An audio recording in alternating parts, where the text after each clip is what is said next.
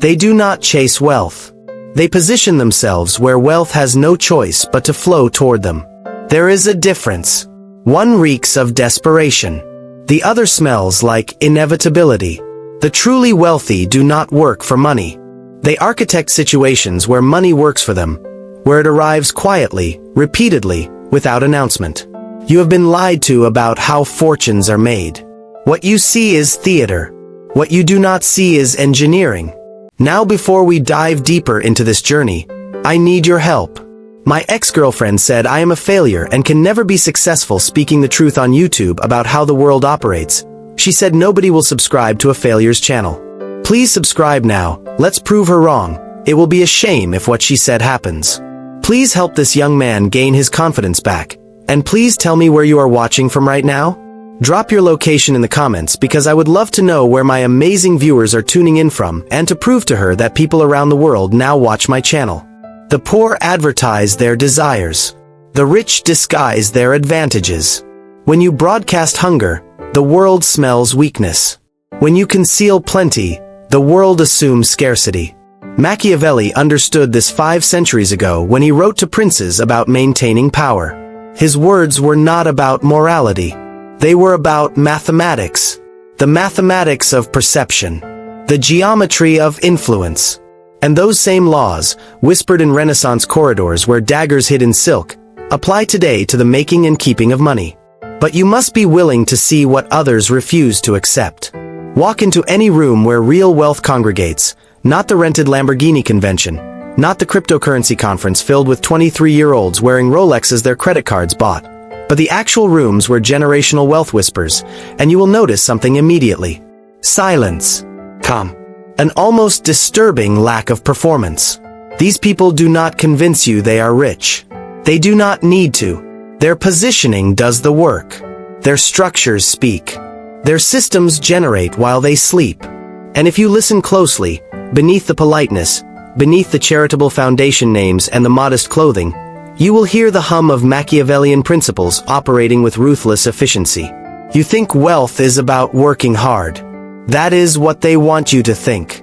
Because while you are working hard, you are working within their systems, generating their returns, building their equity. The Machiavellian does not work hard. He works strategically. He understands that effort without position is just expensive suffering. Position without effort is inheritance. But position combined with strategic effort, that is alchemy. Let me tell you what you are about to learn. Not motivation. Not another seminar where someone screams about breakfast times and waking up early. You are about to receive the 9 laws that wealthy families do not write in books. The principles Machiavelli would whisper to a young Medici learning to navigate the marketplace as he once navigated the political labyrinths of Florence. These laws are amoral. They are not good or evil. They are simply effective. And effectiveness, in the accumulation of wealth, is the only virtue that compounds. Before we continue, I want you to do something. Comment right now the word position if you understand that where you stand determines what flows to you. Type it. Let me see who is paying attention. Let me see who is ready to think differently about money. Law 1. Never display your full wealth. The moment you reveal the extent of your resources, you become a target for envy, for taxation, for exploitation, for the desperate strategies of those who have less. Machiavelli wrote that it is better to be feared than loved if you cannot be both. But in matters of wealth, it is better to be underestimated than admired. Underestimation creates room for maneuver. Admiration creates constraints. The billionaire who dresses in jeans and drives a Honda is not being humble. He is being strategic. Every dollar he does not spend on display is a dollar that compounds. Every moment you do not spend defending your lifestyle from judgment is a moment you spend expanding your position. The poor spend to prove. The wealthy hide to accumulate. This is not about frugality. This is about information control. When others know what you have, they adjust their prices. They adjust their requests. They adjust their lawsuits. The lawyer charges you more. The contractor inflates the bid. Your cousin suddenly needs a loan. Your child's school suggests a larger donation. The tax authority examines closer. The criminal considers you. Visibility is expensive. Invisibility is profitable. There is a reason old money whispers while new money shouts. Old money learned through generations that the loudest person in the room about wealth is usually the most fragile. Their identity depends on your recognition. Their confidence requires your envy. That dependency is a weakness. And Machiavelli taught that the prince must never depend on the opinion of the crowd for his strength. Think about the Forbes list. It is not a celebration. It is a target directory. Every person on that list has activated more envy, more scrutiny, more complexity than necessary. The truly wealthy families, the ones who have held power for centuries, do not appear on these lists. They own the structures that own the structures that own the companies. They are hidden behind foundations, trusts, holding companies registered in quiet countries with professional directors whose names mean nothing. Comment below and tell me, do you know anyone who flaunts wealth but is actually broke? Type yes or no. I want to see if you have witnessed this performance. But here is the deeper layer. Concealing wealth is not just about safety. It is about leverage. When people believe you have less than you do, they offer you opportunities meant for the hungry. They give you the deals meant for the striving. They underestimate your ability to move quickly, to acquire, to dominate a negotiation. And in that underestimation lives your advantage. You enter as the underdog and leave as the owner. By the time they realize what happened, the contract is signed. Law 2. Position yourself where money must flow. Water does not flow uphill. Money does not flow toward effort.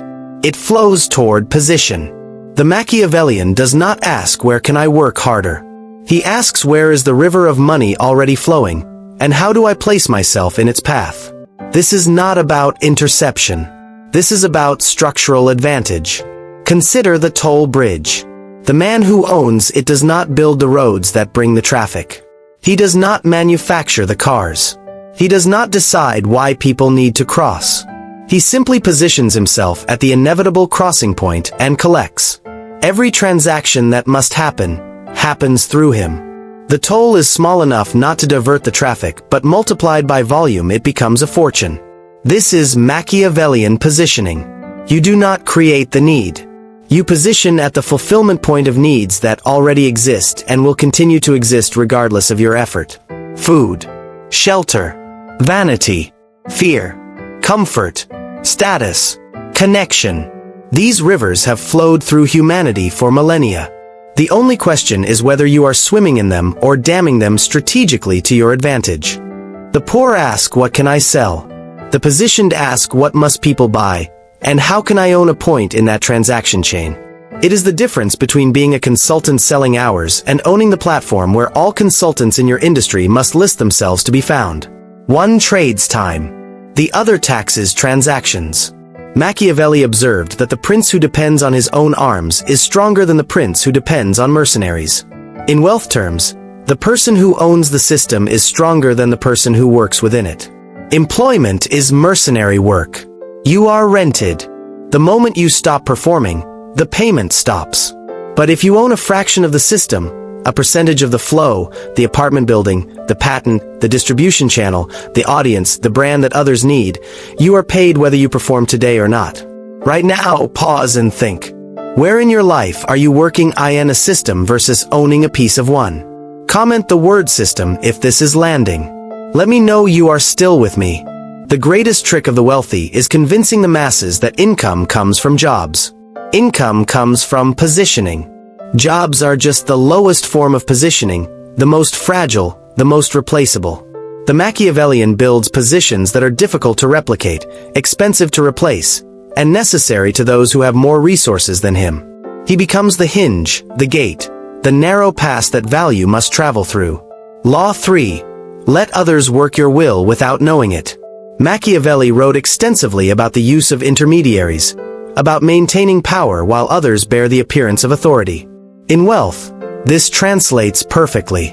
The visibly powerful are rarely the truly powerful. The man on stage is not the man who profits most. The brand everyone knows is often owned by the corporation no one can name. Structure your wealth so that others execute, others manage, others appear responsible. while you maintain control and collect result. This is not about laziness. This is about liability management and scale. If your name is on everything, you are exposed to everything. If your face is the brand, you are trapped by the brand. But if you own quietly, control strategically, and allow others the spotlight, you gain wealth without the corresponding target. Consider franchising. The franchisor creates a system once. Then thousands of franchisees deploy their own capital, their own effort, their own risk to replicate that system. The franchisor collects royalties on every transaction. Who worked harder? The franchisee, up at dawn, managing employees, dealing with customers. Who positioned better? The franchisor, who does this multiplication across 1,000 locations simultaneously. Or consider the venture capitalist. He does not build the company. Founders do that, working 100-hour weeks, suffering through pivots and near bankruptcy. The VC provides capital and connection at the precise moment of maximum leverage, takes 30% of the equity, and when the company sells, collects 30% of the outcome from effort he did not expend. Cold, perhaps. Effective, undeniably. The Machiavellian does not do all the work. He creates conditions where the work he needs done is done by others who benefit enough to stay motivated but not enough to become independent. Employees, contractors, partners, affiliates, licensees. Each relationship is structured so their success requires your continued involvement, your platform, your brand, your capital, your distribution.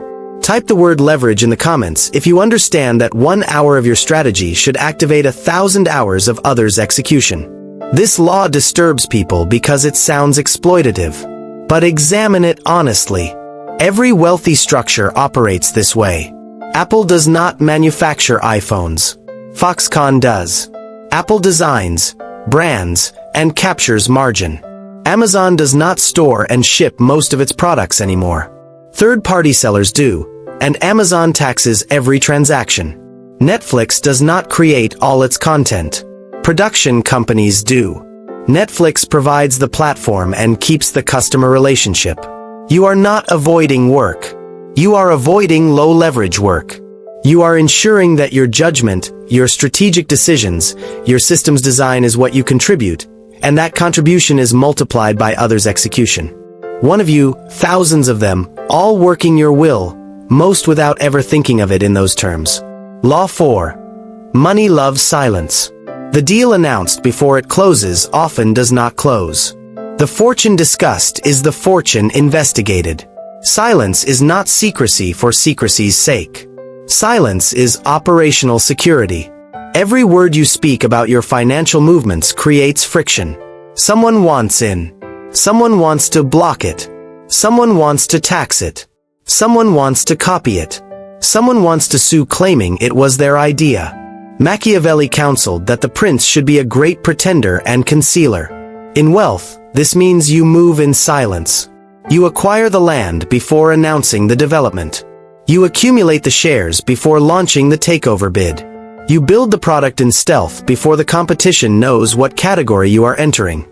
Timing of information release is as crucial as the information itself. Watch how the truly wealthy operate. They do not tweet their portfolios. They do not Instagram their acquisitions. They do not discuss their strategies at dinner parties.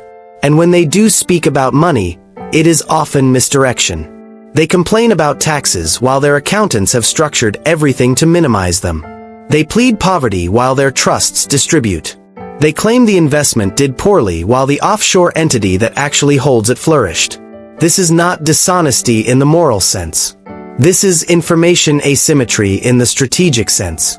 If everyone knows what you know, your knowledge has no value. If everyone knows what you own, your ownership has maximum friction. But if you move quietly, you move efficiently. There is another dimension. Silence prevents obligation. The moment you tell your family you made a fortune, you are now obligated to share or be considered cruel. Tell your friends about a successful investment, and suddenly you are expected to give tips, to include them next time, to carry their resentment when they lose money following your example. I want to know, have you ever shared good news about money and immediately regretted it because of how people responded? Comment regret if this has happened to you. The poor broadcast every small win because they are starved for validation. The wealthy remain silent because they are full of options and do not need your applause. Your applause does not compound. Your envy does not pay dividends. Only the money, moving silently through structures you do not discuss, creates the next generation of opportunity. Machiavelli knew that the enemy of power is predictability. When your moves are known, they can be countered. When your wealth is visible, it can be targeted. But when you move in the dark, when your financial identity is obscure, you strike before defense is mounted. You acquire before competition notices. You exit before collapse is obvious to others. Law 5. Create monopolies of perception. You do not need to own everything in a category. You only need people to believe you are the only credible option. Machiavelli wrote about the importance of appearing virtuous even when virtue is strategically abandoned. In money, this translates to seeming like the obvious choice, the only choice, even when alternatives exist. Consider luxury brands. A handbag costs $40 to manufacture and sells for $4,000. Why? Monopoly of perception. They have convinced a segment of the market that their bag is not just a bag but an identity, a signal, a necessity for belonging. The margins are not justified by cost. They are justified by perception control. Or consider the expert industry. Someone writes a book, gives a TED Talk, and suddenly charges $50,000 for a 1-hour speech. Did their knowledge increase? No. Their perception monopoly increased. They are now seen as the authority. And in the absence of objective measurement, perception becomes reality. The market pays not for what you know but for your perceived positional distance from others who know similar things. The Machiavellian does not compete on price. He does not compete on features. He competes on perception. He builds a moat not of patents but of belief. And belief, once established, is expensive for competitors to dismantle. Apple does not make the best phones by every technical metric. They make the phone that signals you are the type of person who buys Apple. That psychological moat is deeper than any technical advantage. How do you build this? Through consistency of image. Through strategic scarcity. Through association with status. Through storytelling that links your product or service not to a function but to an identity. People do not buy products. They buy better versions of themselves. Sell them that transformation, that identity, and you can charge transformation prices, not commodity prices. Comment the name of one brand you pay extra for just because of how it makes you feel. I want to see what perception monopolies have captured you. But here is where it becomes Machiavellian. You do not need to be the best. You need to be perceived as the best by the segment that pays the most. Rolex is not the most accurate watch. Quartz movements are more accurate and cost $20. But Rolex owns the perception of success.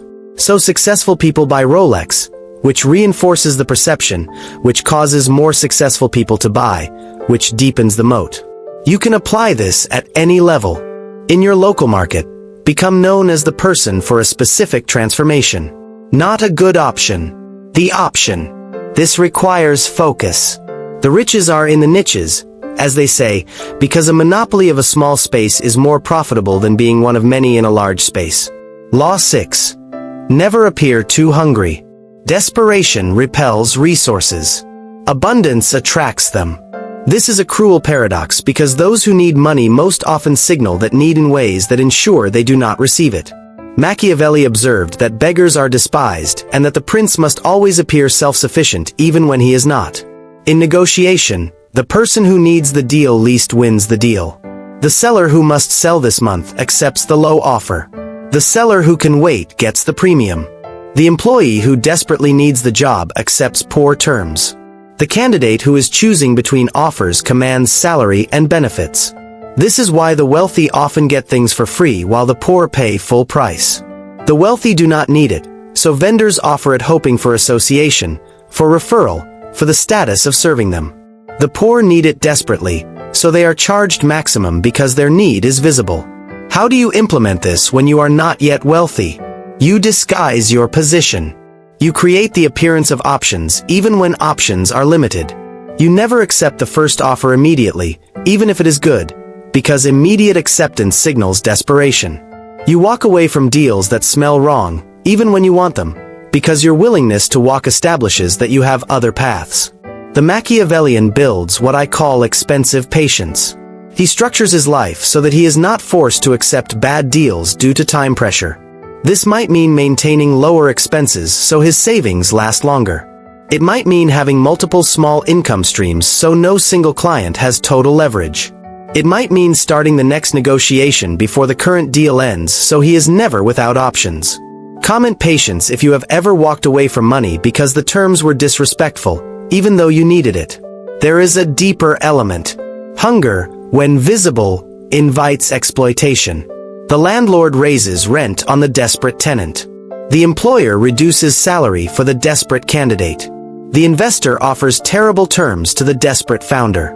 But when you appear abundant, even if you are strategically faking it, the terms improve. People want to be associated with winners.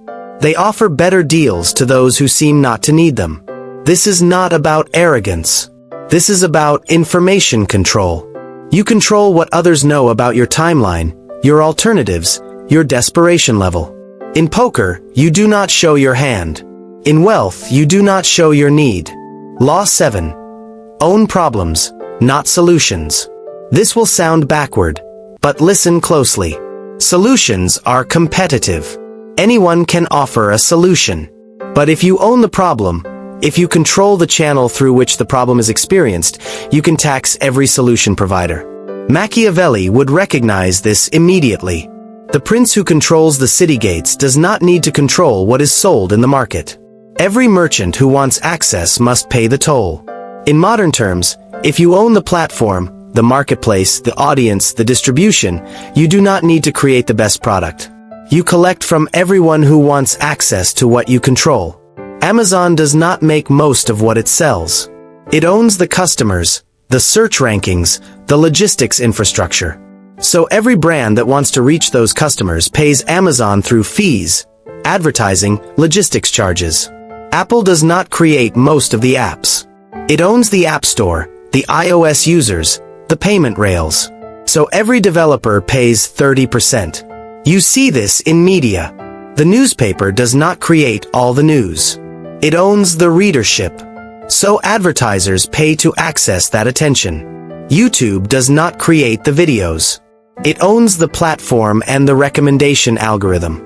So creators share revenue and vie for algorithmic favor. At smaller scale, this means building an audience before building a product.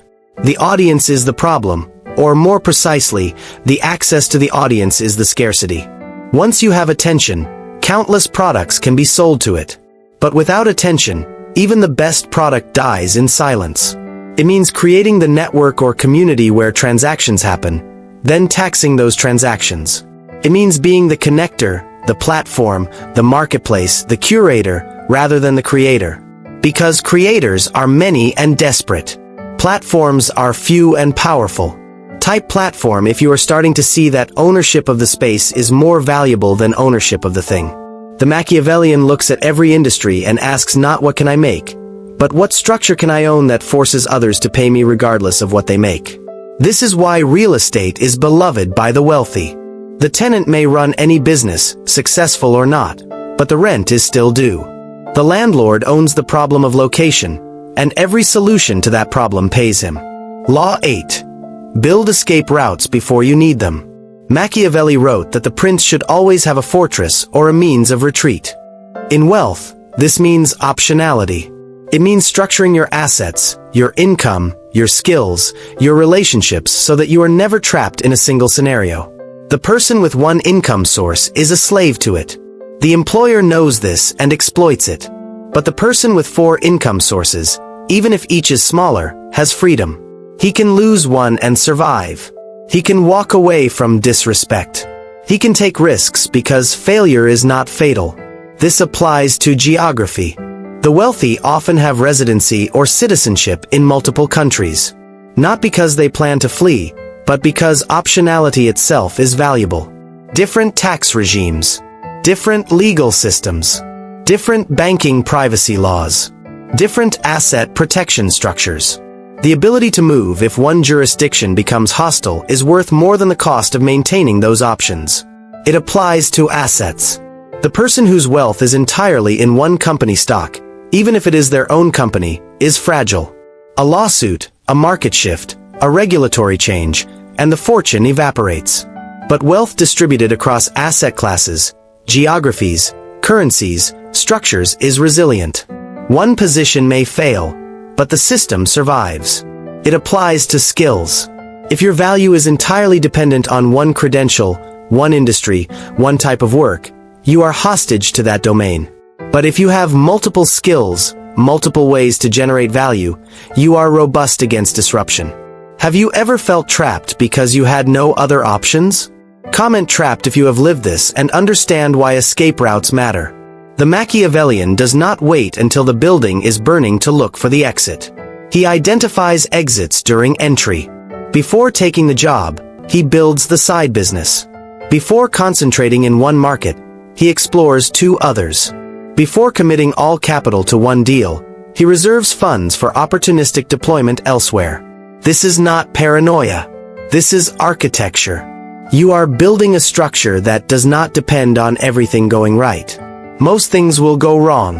The question is whether your structure can absorb failure in one area without total collapse. Optionality also creates negotiating power. If you can leave, you can demand better terms to stay. If you cannot leave, you accept what is offered. The executive with another offer in hand gets the raise. The executive with no options gets the excuse. Law 9. Become inevitable, not just wealthy. This is the final law and the most difficult to achieve. Wealth alone is fragile. It can be taken by government, by lawsuit, by bad investment, by the next generation's incompetence. But if you become structurally inevitable, if you position yourself so that the system needs you to function, you transcend simple wealth. Machiavelli understood that the prince who made himself necessary to the functioning of the state could not easily be removed. Apply this to money. If you own the infrastructure others depend on, if you control a resource that cannot be easily replaced, if you provide the connection that makes other people's wealth possible, you are no longer just wealthy. You are embedded. Consider the payment processors. Visa and MasterCard are not the most innovative companies, but they are embedded in global commerce. Every transaction flows through them. Removing them would require replacing the entire infrastructure. So they persist, and they tax, regardless of economic cycles, regardless of innovation elsewhere. Consider the lawyer who knows where all the bodies are buried. His value is not his legal knowledge. Plenty of lawyers have that. His value is his information, his discretion, his embedded position in the network of powerful clients who trust him with secrets. He becomes structurally necessary. At your level, this might mean becoming the person who connects all the key players in your industry. Not the best practitioner, but the best networker, the person whose Rolodex is the infrastructure. It might mean owning the certification or the standard that others must comply with. It might mean controlling the distribution that every producer needs. Comment the word inevitable if you want to build something that cannot be ignored or replaced. The difference between rich and inevitable is this. Rich means you have money. Inevitable means the system is structured so money must flow to you as long as the system exists. Rich is a state. Inevitable is a position. This requires thinking in decades, not quarters. It requires building relationships that deepen rather than transactions that close. It requires patience to embed yourself so thoroughly that removing you creates more pain than tolerating you. Machiavelli also knew this required a certain ruthlessness. You do not become inevitable by being nice. You become inevitable by being necessary. And necessity sometimes requires that you make others slightly dependent, that you control a bottleneck, that you own something non-substitutable. The wealthy fear revolution, market crashes, tax changes. The inevitable do not fear these as much because they are part of the infrastructure that rebuilds afterward. They are the ones called to the table when the system is redesigned. Their cooperation is needed. Now, let me ask you something important. Throughout this video, have you felt resistance?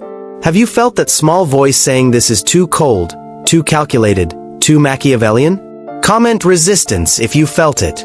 Because that voice is the moral programming designed to keep you compliant within systems others own. I am not saying morality does not matter. I am saying that morality without power is just preference. And in the domain of wealth accumulation, the rules are not written by the moral. They are written by the positioned. You can choose to be moral within your power. But first you must have power. And power comes from position. Let me tell you a story. There was a merchant in Renaissance Florence. His name is lost to history, but his strategy is not. He did not have the capital of the Medici. He did not have noble blood. But he had a warehouse positioned at the intersection of 3 trade routes.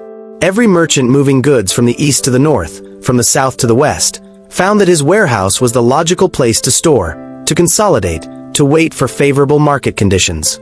He did not buy and sell goods himself, at least not primarily. He charged storage. He offered credit to merchants at interest. He provided information about price differences in various cities, for a fee. He introduced merchants to each other, taking a percentage of deals he facilitated. And over 20 years, without ever taking large risks, without ever appearing as a major player, he became wealthier than merchants who moved 10 times the volume. Why? Position. He was where value had to flow, and he taxed the flow.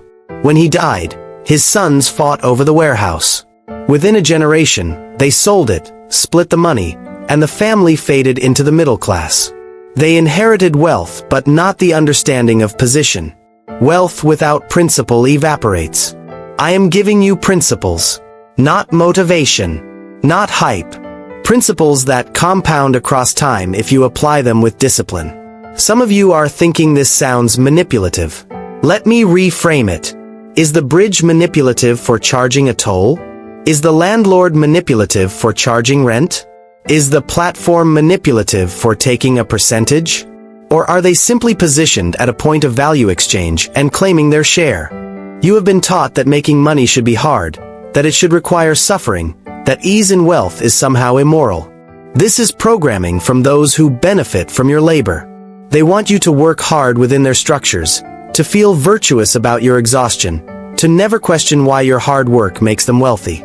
The Machiavellian rejects this. He says effort is fine, but position is better. Hard work is acceptable, but strategic work is superior. And the highest form is building a position where the work is done by others or by systems while you orchestrate. Let me ask you, are you working hard or working positioned? Comment positioned if you are building systems and structures. Comment working if you are still trading time for money. No judgment, just awareness. Now we arrive at the deeper truth. These laws are not really about money. Money is just the measuring stick. These laws are about power, about agency, about building a life where you are not subject to the whims of others, where your survival does not depend on permission, where your options expand rather than contract as you age.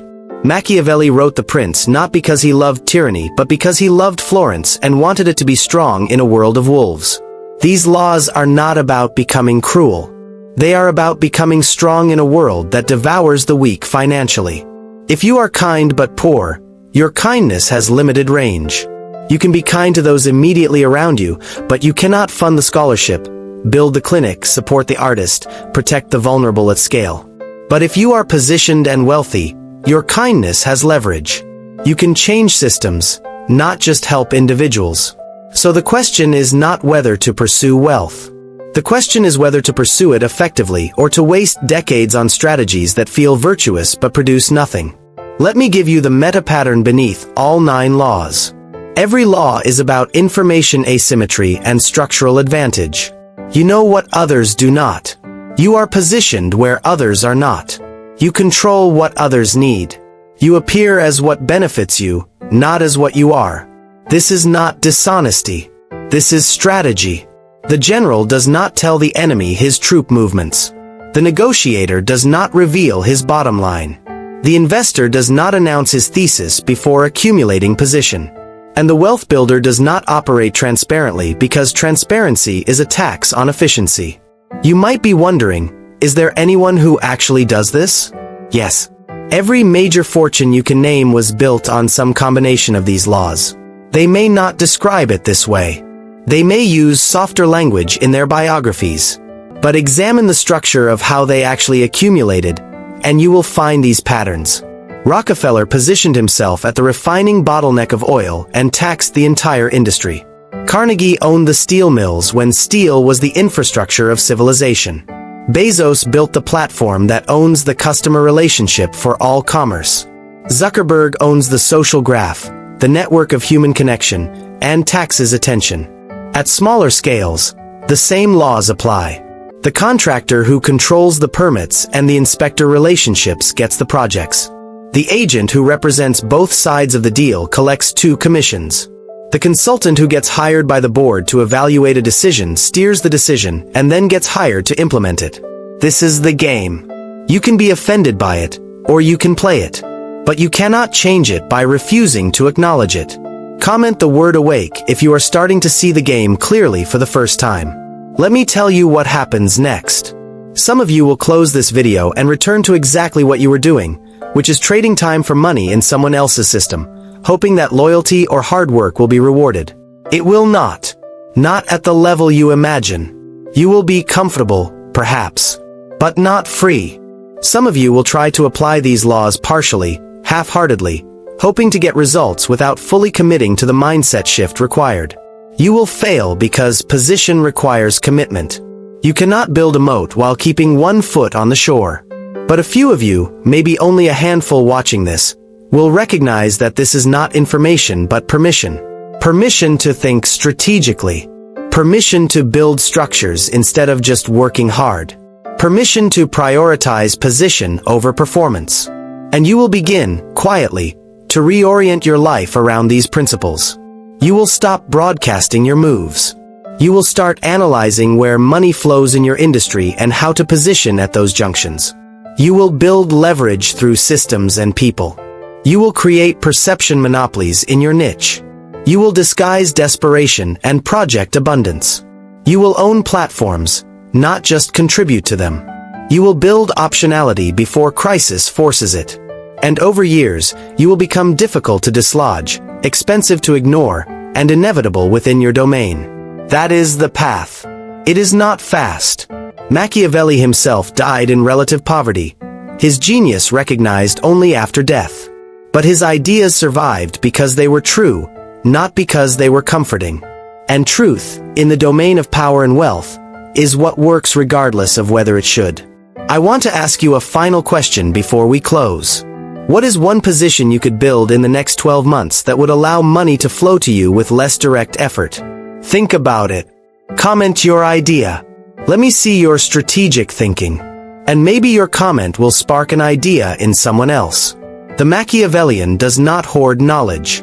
He shares it selectively with those capable of using it, knowing that most will not act, and the few who do become part of his network of the capable. So I give you these laws freely, knowing that giving them costs me nothing and potentially builds an audience of people who think strategically. If you are still watching, you are already different. The average viewer left in the first 30 seconds. You have stayed for over an hour of dense strategic philosophy. That says something about your seriousness. So let me honor that by giving you one final insight. The ultimate Machiavellian move in the age of information is to build an audience. Not customers. An audience. Because an audience is the problem, the scarcity, the infrastructure. And once you have it, infinite products and services and partnerships and deals can flow through it. This video is not just teaching you. It is demonstrating the principle. I am building an audience by providing value that others do not. And that audience becomes the asset that generates opportunity perpetually. You think you are just watching, but you are also participating in the structure. If you found value here, subscribe. Not for me, but for yourself. Because subscribing is a commitment device. It tells the algorithm to show you more. It tells your future self that you are serious about strategic thinking. And it connects you to a community of people who see the game clearly. My ex-girlfriend said no one would subscribe to a failures channel talking about how the world really operates. Every subscription is proof that truth resonates more than comfort.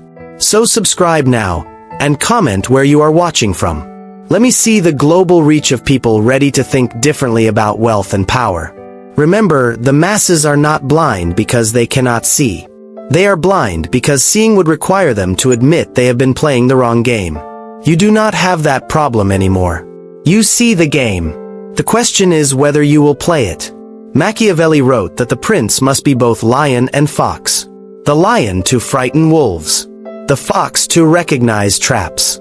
In wealth, you must be both. Strong enough to hold position once you take it.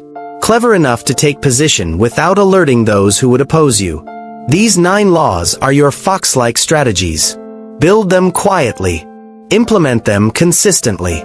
And over time, you will find that wealth is not something you chase. It is something that flows to the positions you have carefully, patiently, strategically constructed. The world is a game of positions. Some are born into them. Most are not. But positions can be built by those willing to think in decades, to move in silence, to prioritize structure over status, to become inevitable rather than just successful. You now have the map. Whether you use it is no longer my concern. It is yours. Go build your fortress. Position your bridges. Own your platforms. And let the wealth flow as it always has, toward those who understand that power is not taken by force but by positioning oneself where force is unnecessary. This is the final whisper.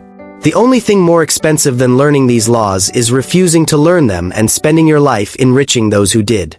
I will see you in the next one. But only if you subscribe. Only if you commit.